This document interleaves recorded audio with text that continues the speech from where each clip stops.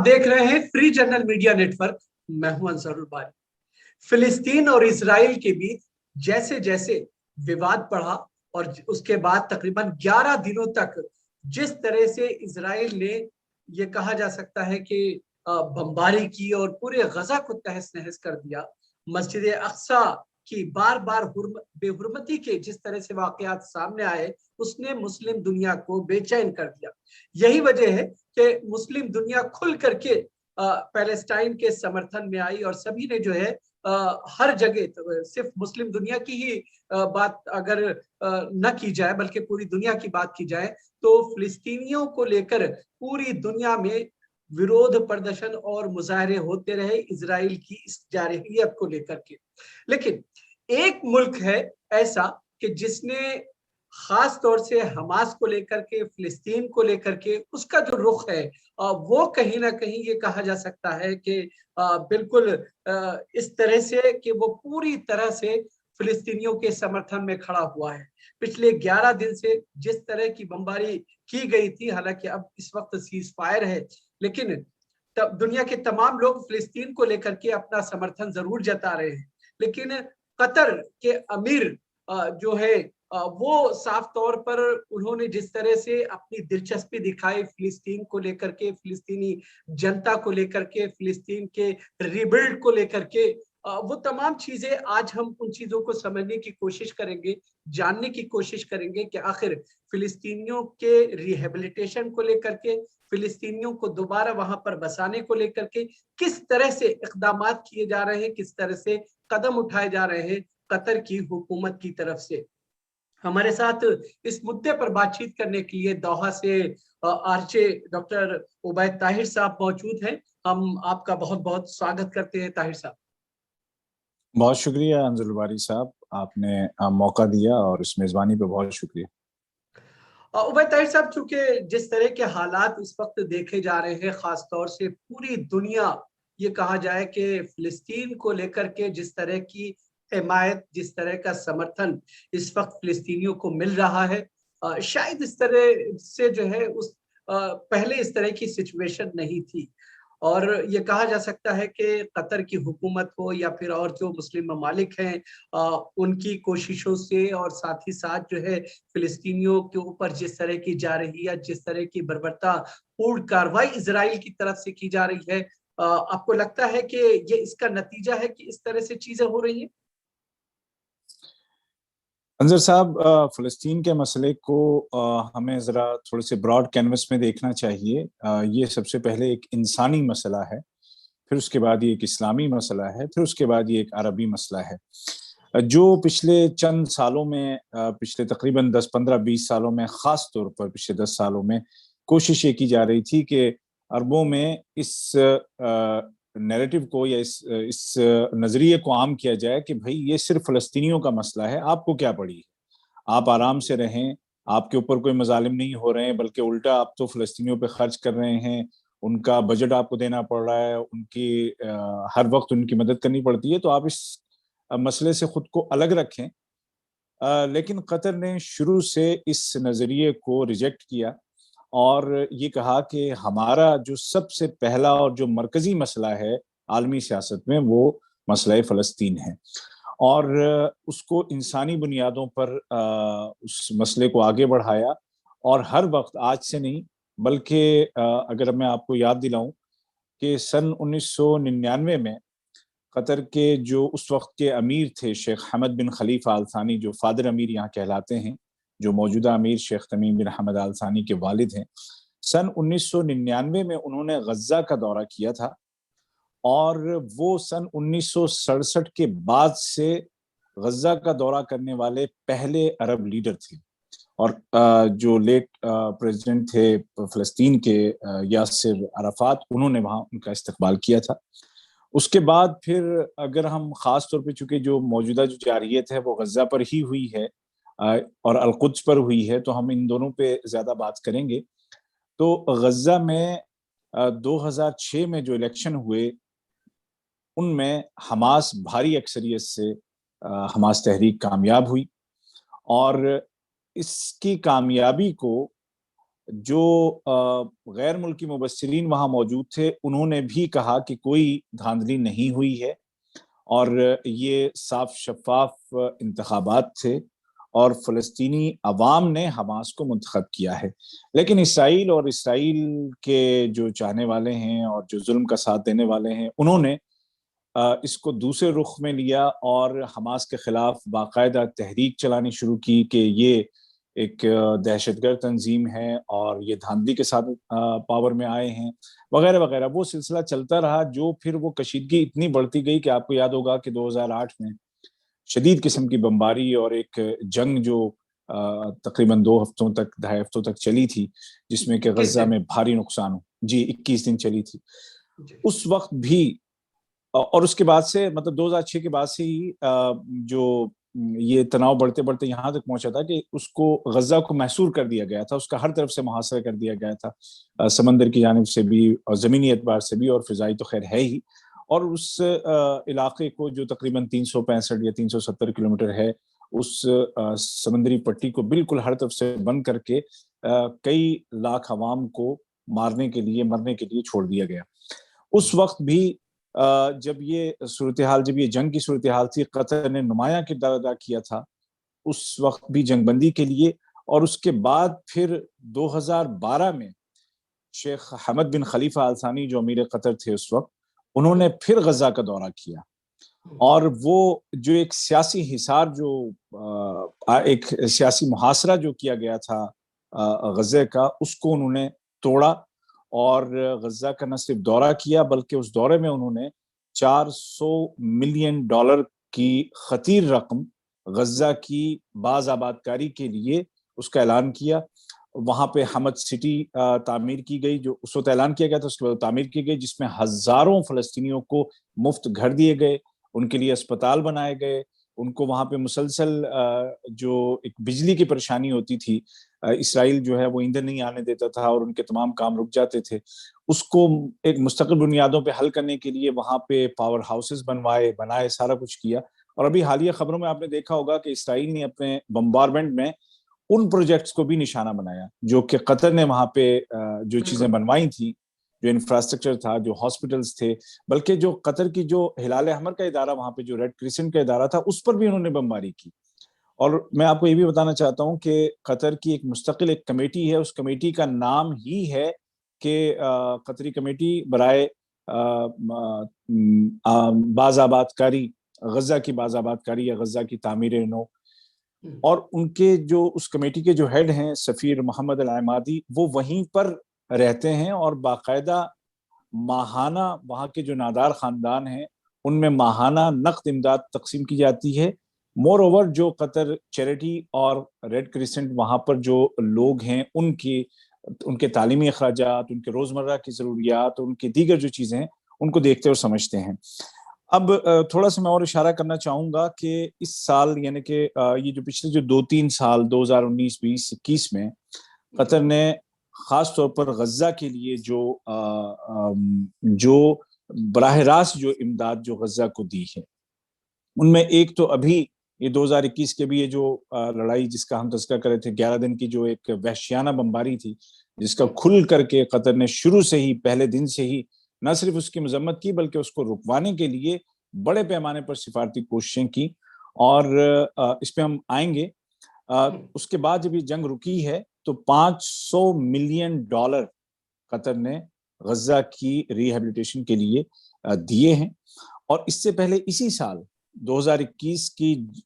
کے ماہ جنوری میں $360 ملین قطر نے غزہ کے لیے دیے تھے اور اس سے پہلے مارچ 2020 میں $150 ملین دیے تھے. اس سے پہلے 2019 میں شیخ تمیم بن حمد آل ثانی نے $480 ملین دیے تھے. تو اس طرح سے اس اسپین میں 3 سال سے کم عرصے میں آپ دیکھیں کہ $1500 ملین سے زیادہ کا عطیہ قطر نے غزہ کے لیے دیا ہے, جو کہ آپ کہہ سکتے ہیں کہ براہ راست وہاں کی جو پوری جو اکانومی ہے اور جو وہاں کے جو پورے مسائل ہیں ان کو حل کرنے کے لیے اس کا پورا بجٹ قطر نے اٹھایا ہے. اب اچھا ایسا کیوں, یہ ایک سوال ہے کہ ایسا کیوں. بالکل اس کا بڑا ایک سیدھا سرل سا آسان سے جواب یہ ہے کہ قطر کا یہ موقف رہا ہے دنیا کے بڑے سے بڑے مسئلے کو حل کرنے میں کہ کوئی بھی مسئلہ آج کے دور میں وہ نہ دھمکی سے حل ہو سکتا ہے نہ فوجی مہم سے حل ہو سکتا ہے. جو بھی مسئلہ حل ہوگا وہ بات چیت کے ذریعے سے حل ہوگا. یہی موقف تھا جب قطر خود محاصرے میں آیا تھا پڑوسی ملکوں کے، تو اس وقت بھی ان کا یہی موقف تھا. اور انجام کار آپ دیکھیں آج کہ یہی ہو رہا ہے کہ بات چیت سے ہی مسئلے حل ہوئے، دھمکیوں سے نہیں ہوئے، کاروائیوں سے نہیں ہوئے. تو قطر کا موقف شروع سے یہی ہے کہ حماس کے ساتھ بالکل آپ کے اختلافات، یہ چیز ہم نے جو ہے افغانستان میں طالبان کو لے کر کے جو بات چیت ہوئی امریکہ کے ساتھ، شاید یہی موقف یہاں پہ بھی استعمال کیا گیا. بالکل ایسا ہی ہے. اور نہ صرف یہ کہ جو امریکہ اور طالبان کا معاہدہ یہاں دوحہ میں ہوا، بلکہ اس وقت بھی یہاں بین الافغان مذاکرات جاری ہیں، یعنی کہ بالکل طالبان اور افغان حکومت کے درمیان، اور وہ بھی اچھی سمت میں آگے بڑھ رہے ہیں. اور انشاءاللہ ہمیں امید ہے کہ بہت جلد اس کے جو نتائج ہیں وہ بھی سامنے آئیں گے. اور آپ دیکھیں کہ اسی بات چیت جو پہلے جو بات چیت ہوئی، اسی کے نتیجے میں اب جو امریکہ ہے اور نیٹو کی جو فوجیں ہیں وہ افغانستان سے واپس جانا شروع ہو گئی ہیں، اور اچھا وہاں پہ ایک ایک چیز، امن کی امید نظر آئی. بالکل ایک چیز ہم آپ سے جاننا چاہیں گے، چونکہ بات چیت میں آپ نے غزہ کا، حماس کا ذکر کیا ہے، اور یہ بھی آپ نے ذکر کیا کہ جو دنیا کے دوسرے ممالک خاص طور سے جو اسرائیل پوائنٹ آف ویو سے چیزوں کو دیکھتے ہیں، وہ حماس کو ایک ٹیررسٹ آؤٹ فٹ کے طور پر، دہشت گرد سنگٹھن کے طور پر اسے تصور کرتے ہیں. حالانکہ کچھ یہی سوچ جو ہے بہت سارے ایسے عرب ممالک ہیں. اور اگر دیکھا جائے اس سے پہلے قطر کے اوپر جو پابندیاں عائد کی گئی تھی، اس پہ یہی الزام عائد کیا گیا تھا کہ وہ اخوان کو، وہ حماس کو سپورٹ کرتا ہے. اب جبکہ کھل کر کے اس طرح کی یہ چیزیں قطر کی طرف سے کی جا رہی ہیں، کس طرح کی چنوتیاں یا کس طرح کے چیلنجز کا سامنا کرنا پڑ سکتا ہے؟ دیکھیں ایک چیز تو بہت واضح ہے کہ دنیا نے عوامی سطح پر یہ تسلیم کر لیا ہے کہ اسرائیل ظالم ہے اور فلسطینی مظلوم ہے. اس کا ثبوت دنیا بھر میں، یعنی کہ نیو یارک اور واشنگٹن سے لے کر کے یہاں دوحہ سے ہوتے ہوئے اور دنیا کے تمام ایشیائی اور مغربی ملکوں میں جو مظاہرے ہیں وہ اس کا ثبوت ہیں. پھر آپ اگر سوشل میڈیا کو آپ دیکھیں، سوشل میڈیا پہ جس طرح سے غزہ انڈر اٹیک یا سیف فلسطین یا اسرائیل ٹیرورسٹ یا فلسطینین لائفز میٹر یا اس طرح کے جو ہیش ٹیگ جو ٹرینڈ ہوئے، اور جو اس میں لاکھوں کی تعداد میں جو اس میں ٹویٹس ہوئے یا فیس بک پہ جو پوسٹیں ہوئیں یا انسٹاگرام پہ جو چیزیں ہوئیں اور جو ویڈیو سامنے آئے، اس نے دنیا کو ہلا کے رکھ دیا. اور وہ جو اسرائیل کا جو نیریٹو تھا یا اس کے چاہنے والوں کا، وہ کام نہیں اس نے کیا. اور اس میں سوشل میڈیا صارفین کا بہت بڑا رول ہے جو فلسطین کے اندر اور باہر تھے. اور جب اس پہ آپ دیکھیں کہ جب فیس بک نے فلسطین کے متعلق کے جو پوسٹیں ہیں ان کو روکنے کی کوشش کی اور انسٹاگرام پہ اس نے روکنے کی کوشش کی، تو ایک اور مہم چلی کہ ان کی ریٹنگ آپ کم کریں. اور وہ ریٹنگ اتنی کم ہوئی کہ فیس بک جو کہ 4.9 کی ریٹنگ پہ ہوتا تھا وہ 2.4 اور اس سے بھی کم پہ آ گیا. اور ان کا 2 دن کے اندر ہی یعنی کہ اربوں ڈالر کا ان کا نقصان ہوا، ان کی شیئر مارکیٹ گر گئی. اور یہ آپ کو درشاتا ہے کہ عوامی سطح پر پوری دنیا میں اب یہ واضح ہو چکا ہے کہ کون ظالم ہے اور کس کے بالکل. ساتھ ظلم ہو رہا ہے. تو اچھا ایک اس چیز، پوائنٹ آف ویو سے جب جی آپ دیکھیں گے تو قطر کے لیے اب جو عالمی سطح پر جو موومنٹ ہے وہ آسان ہو گئی ہے، کیونکہ اب اس کو جو پبلک یعنی جس کو ہم رائے عامہ کہتے ہیں، پبلک اوپینین کو ہموار کرنے کی ضرورت باقی نہیں رہ گئی ہے، کیونکہ وہ آلریڈی ہے. اور وہاں کے جو بڑی طاقتیں ہیں، وہاں کے جو سربراہان ہیں یا وہاں کے جو حکام ہیں، وہ آلریڈی پریشر میں ہیں کہ وہ اب اس مسئلے کو کسی اور انداز میں حل کرنے کی کوشش کریں. اور یہی وجہ ہے کہ آپ دیکھیں کہ پہلی بار امریکہ کی جانب سے یہ بیان آیا، بلکہ ان کے وزیر خارجہ نے دورہ بھی کیا اینٹونی بلنکن نے، اور یہ کہا کہ ہم غزہ کی تعمیر نو مل کر کریں گے اور یہاں کے مسائل بنیادی طور پر ہمیں حل کرنے ہیں. تو اس سے یہ ثابت ہوتا ہے کہ وہ جو ایک سوچ ہے وہ کہیں نہ کہیں ضرور بدلی ہے. اچھا ایک سوال یہاں پر یہ پیدا ہوتا ہے کہ جس طرح سے اگر دیکھا جائے چاہے امریکہ ہو یا پھر اسرائیل ہو یا بہت سارے ایسے عرب ممالک ہیں جن میں خاص طور سے سعودی عرب یا یو اے ای کی اگر ہم ذکر کر لیں تو ان کا صاف طور پہ یہ کہنا ہے کہ جو رام اللہ میں محمود عباس صاحب کی جو حکومت ہے وہ اس کو سمرتھن دیتے ہیں، وہ اس کی حمایت کرتے ہیں، اور یو اے ای کا یہاں تک کہنا ہے کہ اگر حماس جو ہے اس کو فائدہ ہوگا تو ہم کسی طرح کا وہاں کے غزہ کے علاقے میں جو کنسٹرکشن کا کام، ریبلڈ کا کام ہونا ہے، باز آباد کاری کا کام ہونا ہے، اس میں ہمارا تعاون یا ہمارا سہیوگ نہیں ہوگا۔ یہاں پر جس طرح سے دو پیرالل جو ہے حکومتیں یہاں پر نظر آ رہی ہیں، ایسے میں کوآرڈینیشن بیٹھانے میں اور دونوں کے بیچ میں ایک یہ کہا جا سکتا ہے سہمتی بنا پانے میں کتنی بڑی چنوتی ہے؟ دیکھیں، اس حوالے سے بات چیت یقیناً جاری ہے اور یہ ہمیشہ سے جاری رہی ہے۔ حماس جب سے پاور میں 2006 سے غزہ میں ہے تب سے یہ مسائل موجود ہیں، اور اس میں بھی اگر آپ کو یاد ہو سن 2012 میں قطر نے ہی حماس کے رہنماؤں کو بھی اور الفتح کے رہنماؤں کو بھی یہیں دوحہ میں جمع کیا تھا، ان کے درمیان معاہدہ ہوا تھا اور وہ دوحہ ڈیکلیریشن کے نام سے وہ مشہور ہوا تھا۔ یہ ایک بات کی بات ہے کہ اس پر کتنا عمل ہوا یا کیا ہوا، اور اس میں یہ طے ہوا تھا کہ بھئی جو انتخابات ہیں دوبارہ ہوں گے، صاف ستھرے ہوں گے اور ایک دوسرے کو قبول کر کے چلیں گے وغیرہ وغیرہ ساری چیزیں ہوئی تھیں۔ پھر یہ ایک ایسا مسئلہ ہے کہ جس سے پوری دنیا کسی نہ کسی طرح سے کنیکٹڈ ہے، تو انٹرنیشنل جو لابیز ہوتی ہیں، پریشر ہوتے ہیں، وہ مختلف لیڈروں پہ مختلف طرح کے ہوتے ہیں۔ حالیہ اس وقت جو اختلافات ہیں ان کو دور کرنے کے لیے کوششیں جاری ہیں۔ یہاں کے جو امیر ہیں شیخ تمیم بن حمد آل ثانی، ان کا ٹیلی فونک رابطہ ہے تمام لیڈران کے ساتھ، اور ابھی گزشتہ دنوں فلسطین کے جو صدر ہیں محمود عباس صاحب، ان سے بھی بات ہوئی۔ فلسطین کے جو اس وقت کے وزیر اعظم ہیں محمد اشتیاء، انہوں نے بھی قطر کی کوششوں کی تعریف کی اور قطر کی جانب سے جو عطیہ دیا گیا اس کو سراہا، اس پر شکریہ ادا کیا۔ حماس کے جو لیڈران ہیں ان کی ملاقات بھی ہوئی شیخ تمیم بن حمد آل ثانی جو امیر قطر ہیں ان سے، اور جن دنوں یہ بمبارمنٹ ہو رہی تھی تو حماس کے جو سیاسی دفتر کے جو سربراہ ہیں اسماعیل ہنیہ صاحب، وہ یہاں دوحہ میں ہی تھے، اور ان کی قیادت میں یہاں دوحہ میں ایک بہت بڑا مظاہرہ بھی ہوا، جو کہ خلیجی ملکوں میں ایک بہت ریئر ہے کہ اس طرح کی کوئی بات ہو کھل کر کے، اور اس کو لائیو ٹیلی کاسٹ کیا الجزیرہ نے بھی، اور مطلب یہ ہے کہ اور بھی لوگوں نے، اور بھی چینلز نے دکھایا، اور شاید آپ نے دیکھا ہو، میں نے بھی دکھایا تھا اپنے پیج سے، اور اس کو تقریباً 6-7 لاکھ لوگوں نے وہاں پر اس وقت دیکھا۔ تو قطر نے قطر کا جو موقف ہے یہ کوئی ڈھکا چھپا نہیں ہے، کہ وہ اس کا موقف یہ ہے کہ ٹھیک ہے حماس سے آپ کے اختلافات ہو سکتے ہیں، لیکن ہم ایک ثالث کے طور پر آپ کو بھی بٹھاتے ہیں، حماس کو بھی بٹھاتے ہیں، آپ ان سے بات کریں، آپ کے جو بھی اختلافات ہیں ان کو حل کریں، اور یہی دعوت آج بھی ہے قطر کی۔ اور بلکہ میں آج کا ہی ایک بیان میں آپ کو سناؤں، جو یہاں قطر کی معاون وزیر خارجہ ہیں اور وزارت خارجہ کی ترجمان ہیں محترمہ لؤلؤہ الخاطر، تو ان کا جو بیان آج کا، اس میں ایک جملہ ان کا تھا کہ قطر کے انہوں نے یہ کہا کہ اسرائیل اس دور کی آخری استعماری طاقت ہے، اور یہ استعمار جیسے کہ دیگر استعمار کی جو طاقتیں ہیں اور جو چیزیں ختم ہوئی ہیں، تو یہ بھی بالآخر ختم ہوگی، بالآخر ظلم کا اختتام ہوگا۔ تو فلسطینیوں کے درمیان ہمیشہ سے ایک صلح صفائی کی کوشش، ان کو قریب لانے کی کوشش ہمیشہ سے ہوتی رہی ہے، اور دونوں طرف کے جو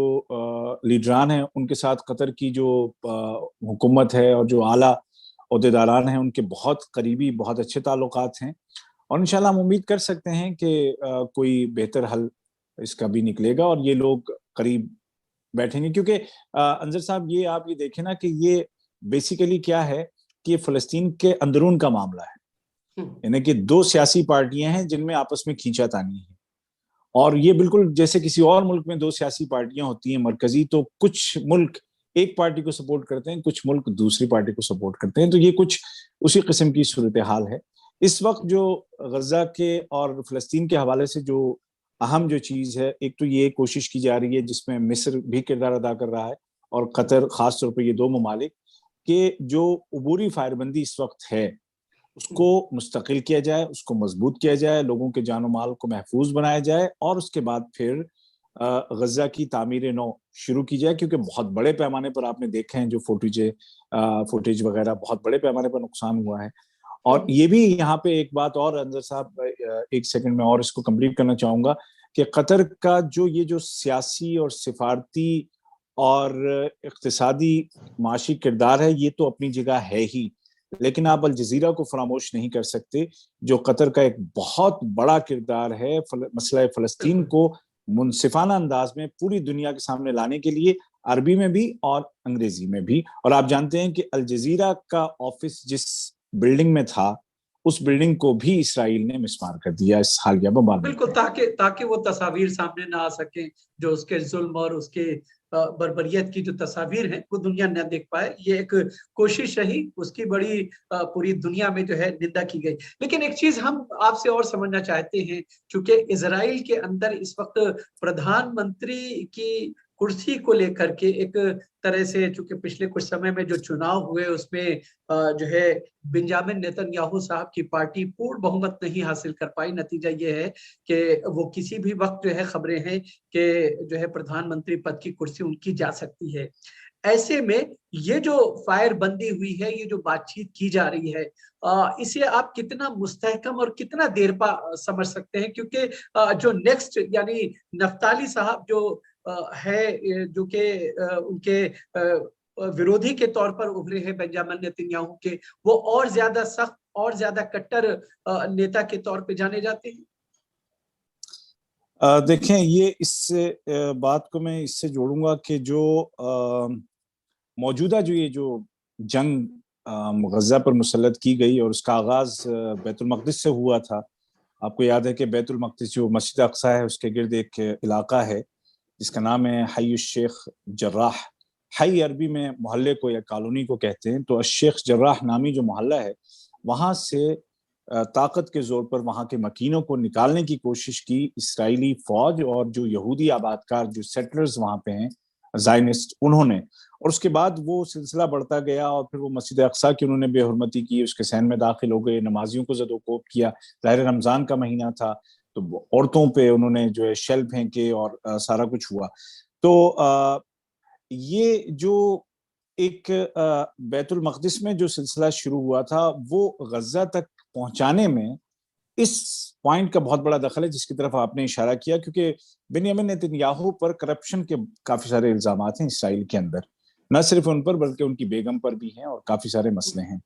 اب ان کو اس وقت اسرائیل کے قانون کے مطابق ان کو مشکلات کا سامنا ہے، اور وہ چونکہ اس وقت ان کو ایک یہ جو ڈپلومیٹک جو ایک تحفظ ملا ہوا ہے، سفارتی تحفظ بینگ پرائم منسٹر، جیسے ہی یہ تحفظ ان سے ختم ہوتا ہے ان سے سوال جواب وہاں کا قانون کرے گا. تو ایک کچھ مطلب یہ کہ تجزیہ کار جو ہیں ان کا یہ بھی خیال ہے کہ یہ سارا کچھ بنیامین نیتن یاہو نے اسرائیلی رائے عامہ کو اپنے حق میں کرنے کے لیے اور اپنے آپ کو بچانے کے لیے کیا ہے، اور اس میں انہوں نے اتنی ساری جو انسانی جانیں ہیں جن میں کہ 65 بچے تھے ان کو انہوں نے شہید کیا، اور یہ سارا سلسلہ ہے. اب جب وہ فائر بندی جتنی دیر تک وہ اس مسئلے کو لے کے چل سکیں گے اتنی دیر تک وہ وہاں کی جو کینیسٹ ہے وہ خاموش رہے گی، وہاں کی جو دیگر پارٹیاں ہیں، کیونکہ یہ ایک فطری بات ہے کہ جہاں نیشنلزم کا وہ افریت جاگتا ہے تو پھر دیگر جو چیزیں ہیں وہ ذرا سی چھپ جاتی ہیں. تو آج کل تو وہ تھوڑے سے اس وجہ سے بچے ہوئے ہیں، لیکن دوبارہ سے وہاں پہ یہ مطالبے شروع ہو گئے ہیں کہ جو دوسرے جو لیڈر ہیں جن کو کہ اسرائیلی، اچھا یہ بھی ایک عجیب بات ہے کہ جس دن یہ حملہ شروع کیا گیا تھا اس سے محض ایک دن پہلے ہی وہاں کے جو صدر ہیں انہوں نے دوسری پارٹی کے لیڈر کو وزیر اعظم نامزد کیا تھا کہ اب آپ اپنی حکومت بنائیں. تو بڑا واضح ہے سلسلہ، اور ایسا لگتا ہے کہ دن قریب ہیں ان کے بھی. نہیں، ایک چیز یہ چونکہ میں سمجھنے یہ چاہ رہا تھا کہ جو نفتالی ہیبیٹ ہیں جو کہ بنیامین نیتن یاہو کی جگہ پر اگر جو ہے اکثریت ان کو نہیں مل پاتی ہے اور ایسی استھتی میں نفتالی آتے ہیں تو یہ ان کا جو پورا طریقہ دیکھا گیا ہے وہ اور زیادہ کٹر ہیں اور زیادہ شدت پسند ہیں. ایسے میں ایک بڑی چنوتی وہ بھی ہوں گے. देखें, इसराइल में कोई भी लीडर आ जाए, जैसे कि पहले जो यहूद बाराक आए थे कुछ साल पहले, जो कि निस्बतन जरा कम मुतशद्दिद समझे जाते थे बिन्यामिन नेतन्याहू के मुकाबले में, और वो उनकी हुकूमत में वजीर दिफा भी रहे, वजीर दाखिला भी शायद रहे थे। लेकिन ये कि जब वो पावर में आए तो वो भी एक हद तक ही नरमी दिखा सके। बेसिक जो उनके जो बेसिक्स हैं वो चेंज नहीं होते हैं, बिल्कुल। चाहे ये जो नए जो हैं लबीद साहब ये आ जाएं या इनकी जगह कोई और आ जाए। और वैसे इनकी जो पार्टी है जिसका नाम है कि मुस्तकबिल, कि हमारे सामने एक मुस्तकबिल है, उसका उर्दू तर्जुमा कुछ ऐसा ही होगा। उनकी पार्टी का जो नाम है कि भाई फ्यूचर है, तो उसको एक दरमियाने जो जैसे हम कहते हैं ना दाएं बाजू बाएं बाजू और दरमियानी सोच रखने वाले, तो उस तरह की पार्टी वो मानी जाती है। तो चुनौती जो भी आए वो आए या कोई और आए, जाहिर है कि जो गज्जा का मामला है वो सामने है, जो बैतुल मक़दिस का मामला है वो सामने है। और सबसे बड़ी बात वहां पे अंदर साहब ये है, आप भी जानते हैं, आप फॉलो करते हैं चीजों को, कि इसराइली गवर्नमेंट पहले एक फैसला करती है, उस फैसले से पहले उस इलाके में जो वहां के जो सेटलर्स हैं वो आके बदतमीजियां शुरू करते हैं। उसके बाद वो उनकी जानों के तहफ़्फ़ुज़ के नाम पे वहां पे फौजी जो हैं और बढ़ा दिए जाते हैं। फिर उसके बाद गवर्नमेंट का कोई फैसला आता है, चाहे वहां उस इलाके को गिराने का या उस इलाके में नई कुछ तामीर करने का। फिर उस फैसले की तौसीक करवाई जाती है अदालत से। फिर उस अदालती फैसले को बुनियाद बना करके बिल्डोजर चलाए जाते हैं। ये वहां का एक वहां का तरीका है। अब इसमें हुकूमत कोई भी आ जाए, ये काम वो करेंगे ही करेंगे। ये अच्छा, जुल्म एक जो है वो आखिरी रुकने सवाल। वाला नहीं है। बिल्कुल, जी जुल्म रुकने वाला नहीं। एक आखिरी सवाल आपसे ये जानना चाहेंगे कि ये चीजें देखी गई हैं कि जब जब पैलेस्टाइन की तरफ से, गजा की तरफ से और इजराइल की तरफ से जब जब आपस में टकराव बढ़ा है और गजा की तरफ से हमले हुए हैं, हालांकि वो अपने डिफेंस में ही अब तक जितने भी हमले हुए हैं वो फिलिस्तीनियों ने या फिर गजा ने अपने डिफेंस में किए हैं, लेकिन इस लड़ाई की आड़ में इजराइल एक कदम आगे बढ़ता रहा है, कभी वो पीछे नहीं बढ़ा है, पीछे नहीं हटा है। ऐसी सूरत में उन चीजों को ब्रेक करने के लिए कतर की हुकूमत किस तरह के इक़दाम कर रही है? देखिए, कतर की कोशिश तो यही है और कतर का मौक़िफ़ भी यही है कि आज़ाद फ़लस्तीनी रियासत कायम हो, जिसका दारुल हुकूमत बैतुल मक़दिस हो और जिसकी सरहदें सन 1967 की सरहदों के मुताबिक हो, और फ़लस्तीनियों के जो हुकूक हैं, जिनमें के घर वापसी का हक, जिनमें के अपनी ज़मीनों की बहाली का हक, जिनमें के आज़ाद अंदाज में अपने दीनी शायर को अदा करने का हक, ये मौजूद है और ये सर फहरिस्त है। ये है कतर का मौक़िफ़ और इसी के लिए वो कोशां हैं और इसके लिए वो तमाम जो सिफारती ज़राए जो भी मुमकिन है बड़ी ताकतों के साथ मिल करके वो उनका इस्तेमाल कर रही है। लेकिन एक चीज़ इस हालिया लड़ाई के बाद एक चीज़ दुनिया ने महसूस की है, और अगर आपने वेस्टर्न मीडिया को फॉलो किया हो और ख़ास तौर पर अमेरिकी मीडिया को आपने फॉलो किया हो, वहाँ के जो मेन स्ट्रीम जो चैनल्स हैं, एबीसी है या फॉक्स न्यूज है या दूसरे, वहां पर जो इसराइली जो एक बयान चलता रहता था, इस बार वो नहीं चला है। इस बार उन्होंने दूसरे अंदाज में बातें की। इवन वहां के जो रेडियो चैनल्स हैं और बहुत सारे वीडियोस आपने देखे होंगे कि वहां पे लोगों को, पब्लिक को उन्हीं लोगों ने ये समझाया है कि आप हमारे घर में आए और हमें बाहर निकालें, और उसके बाद जब आप कहीं भाई क्यों निकाल रहे हो, तो आप जो है मजलूमियत का रोने लग जाएं। तो ये, जैसे कि मैंने पहले कहा, कि ये जो एक पब्लिक ओपिनियन बना है, अब इसकी बिना पर मुझे ऐसा लगता है कि कतर और दीगर जो लोग जो कि हक पसंद हैं, जो कि फलस्तीनियों का वाक़तन तहफ़्फ़ुज़ चाहते हैं, उनके लिए कुछ आसानी जरूर हुई है कि वो अपना जो एजेंडा है उसको आगे बढ़ा सकें और फलस्तीन में मुस्तकिल बुनियादों पर कोई अमन कायम हो और वहां पर फलस्तीनियों को आज़ाद रियासत मिले जिसमें कि वो बाइज्जत शहरी के तौर पर अपनी जिंदगी गुजार सकें। बहुत बहुत जी अगरचे अभी भी एक ख्वाब है। बिल्कुल, बहुत बहुत शुक्रिया उबैद साहब, आपने तफसील से, विस्तार से बातचीत की कि पूरा जो है قضیہ فلسطین کیا ہے، کس طرح کا یہ وواد ہے، اور قطر کی حکومت کس طرح سے اس پورے وواد کو سلجھانے کے لیے اس پورے ریجن میں صرف فلسطین ہی وواد نہیں بلکہ اس کے علاوہ جو بھی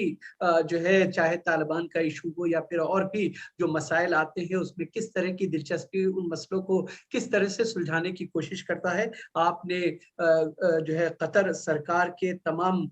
جو پہلوؤں کو ہمارے سامنے رکھا، آپ کا بہت بہت شکریہ۔ لیکن جانے سے پہلے ہم اپنے تمام درشکوں سے یہ کہنا چاہیں گے کہ اگر آپ نے free journal media network کو سبسکرائب نہیں کیا ہے تو آپ اسے سبسکرائب کریں، اس کے ویڈیوز کو لائک اور شیئر کریں۔ ساتھ ہی ساتھ ہم آپ سے یہ گزارش کریں گے کہ بہتر پترکارتا کے لیے آپ کو اس طرح کے میڈیا پلیٹ فارم کو سہیوگ کرنے کی ضرورت ہے، تو آپ اپنا سہیوگ بھی ضرور کریں۔ تو اس ملاقات میں فی الحال اتنا ہی، ہمیں اجازت دیجیے، آداب۔